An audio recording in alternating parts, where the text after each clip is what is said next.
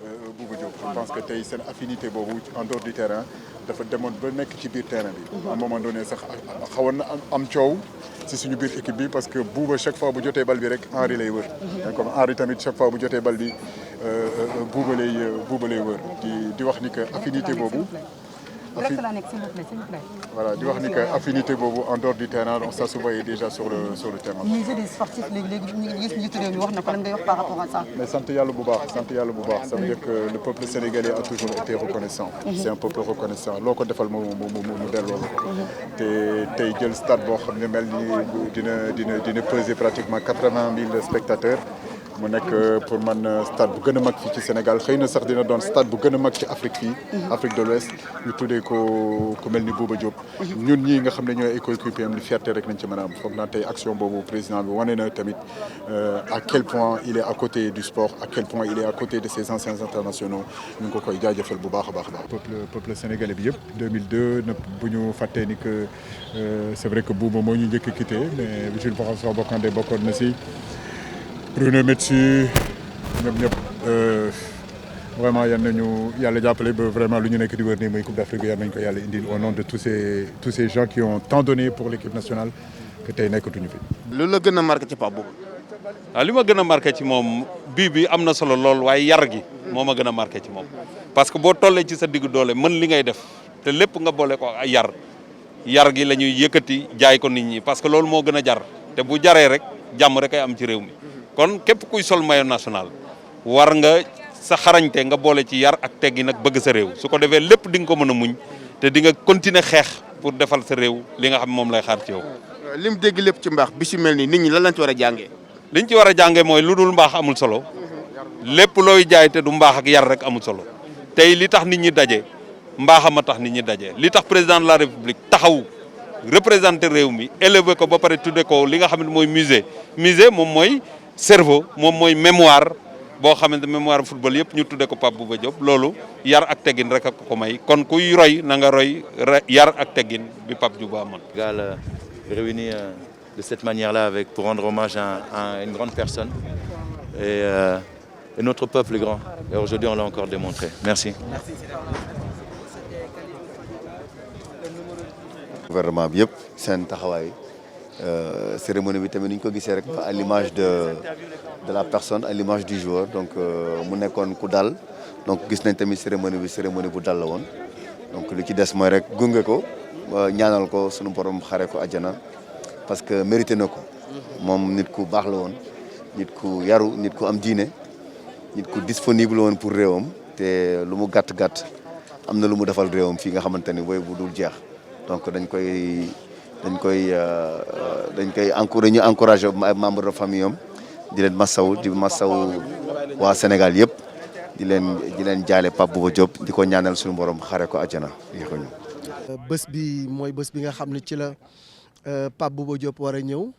néewam mu tombe ak àjjuma parce que en général dañuy faral di wax ni hasard amul ci dara ndax bu ñu xoolee Pape Bouba Diop àjjuma ñaar fukki fan ak benn. ci weeru mai atum 2002 la bëggal Sénégal gépp ñëpp génn di fecc tey jii àjjuma ci weeru décembre atum 2020 néewam war a ñëw fii nit ñi ànd ak tiis ak naqar loolu mooy wane ni àdduna ñaari mbir rek moo fi am bànneex ak naqar àjjuma jëm ñu bëggale ñun ñëpp kontaanoon tey jii mu nekk àjjuma ju nga xam ne ñun ñëpp dañu sëngeem am lu ñu metti mais mbiru yàlla suñ borom moo demee noonu kullu nafsin saayixatil mawti mais tey ku gis lii xew fii ci aéroport international Blaise Diagne xam ni ki daanu am na lu mu représenté ci réew mi ndax Pape Bouba kenn dootu ko présenté moo nekk le premier buteur de l'histoire du Sénégal en phase finale de coupe du monde moo nekk le meilleur buteur de l'histoire du Sénégal en phase finale de coupe du monde donc tey am na way wu nga xam ne dootul fay ñu rëkkal ko junjungu équipe nationale 63 fois mu sol 63 fois maillot équipe nationale dugal fukki but ak benn ci milieu défensif il faut le faire tey jii nag mu nekk bés bu nga xamante ni gëm naa ni Pape Bouba dañ ko war a yëkkati boole ko ci ñi nga xam ni moom la ñu tuddee les immortels les immortels mooy ñi nga xam ne dedd nañu mais seen jëf dafay des ba ilaa yow mi diin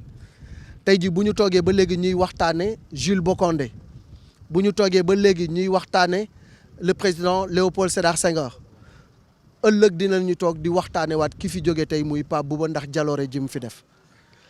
mais li nga xam ne tey moom la ñu war a jàngat ci génn àdduna Pape Bouba man mooy ne war nañu am li ma tuddee un musée de l'international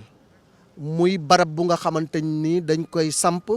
pour mandargaal ci ñi nga xam ne def nañu ay jaloore demal nañu réew mi fu nekk pour que génération yi di ñëw ku ñëw xam ne kii mooy Pape Bouba Diop lii la fi def ak lii ak lii kii mooy Jules Bocandé lii la fi def ak lii ak lii kii mooy Battling Siki lii la fi def ak lii ak lii kii mooy El Hadj Amadou Diaba c'est le seul médaillé d'or des Jeux Olympiques kii mooy Ami Mbacké Thiam moom mooy le seul médaillé d'or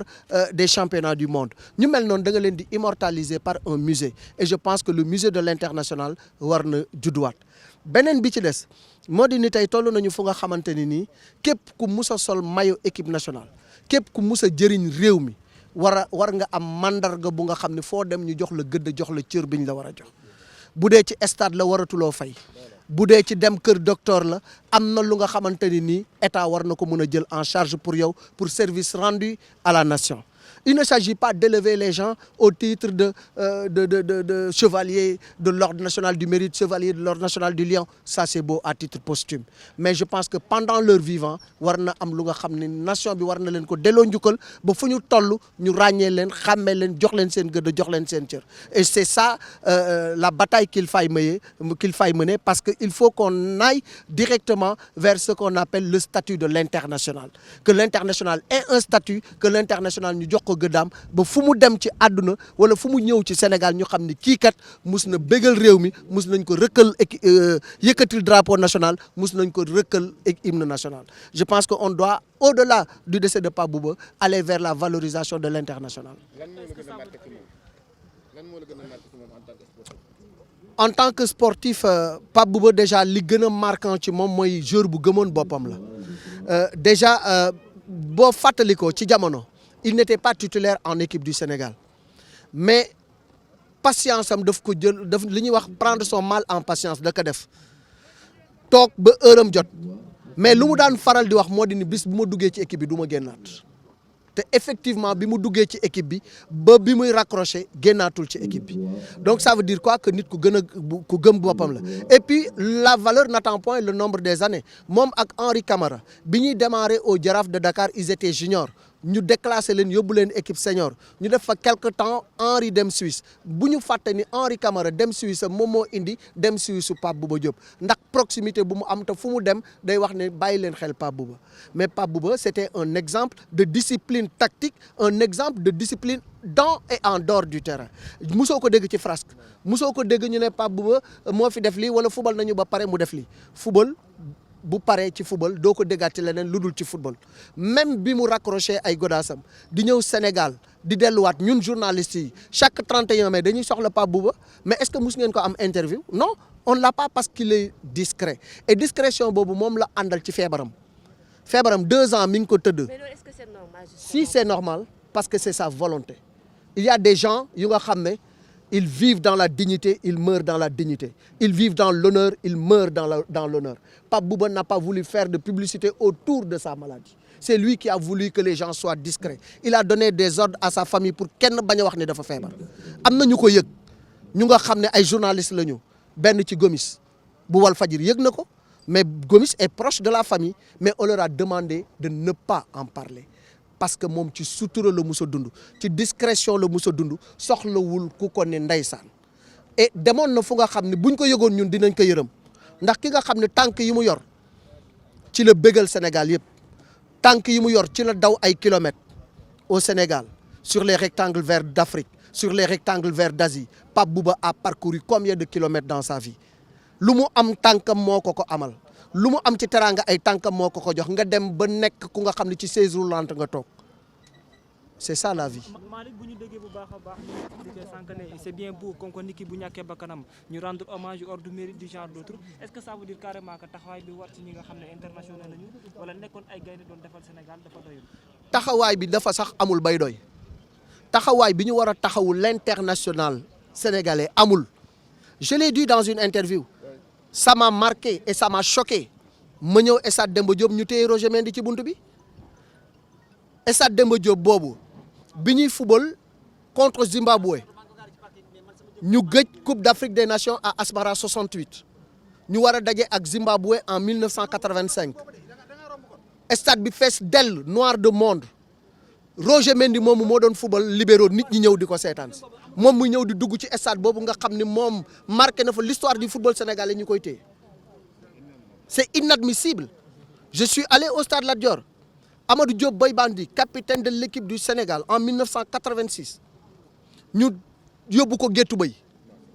ay nit yu nga xamante ni nii mosuñu jëriñ dara football takk seeni cravate toog loge officielle keroog dama aalu seen kaw ni leen yéen mérité wu leen toog foofu Amadou Diop warul toog fii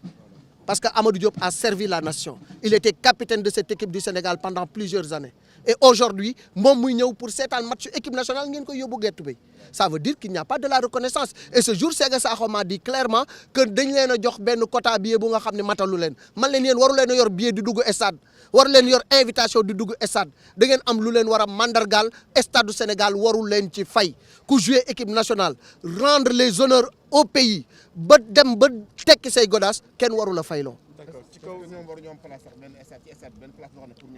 Mais absolument il faut qu'on leur rende honneur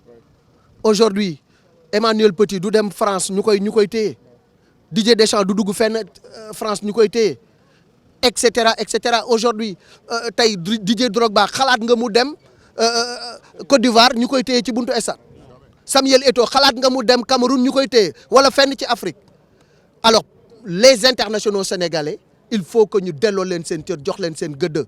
ñi nga xam ne comme man la ñu yem mënuñu orienter mënuñu dóor mësuñu dugal but takk ay cravate toog ci ay tribune c'est pas normal il faut qu'on donne à l'international sénégalais son vrai statut delloo ko gëddëm bi mu war a am mi ngi mel ni un soldat qui tombe sur le champ de bataille on doit lui rendre les honneurs.